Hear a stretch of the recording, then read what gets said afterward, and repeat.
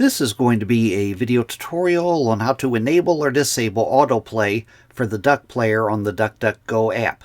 I will be using an iPhone for this. Let me jump over to my iPhone here. I have my phone opened up now and I am on the DuckDuckGo browser. To enable or disable autoplay for the Duck Player, first thing you want to do is open up Settings. I'm going to go down to the lower right hand corner, down to the 3-bar hamburger menu. I'm going to tap on that.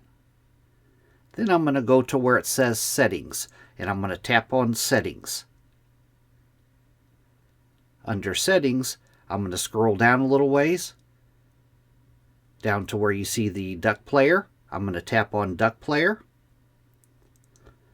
Then I'm going to scroll down just a little ways, and as you can see, I have YouTube.com opening automatically my YouTube videos, and down below that, autoplay for videos. It says videos open in Duck Player will automatically begin playback.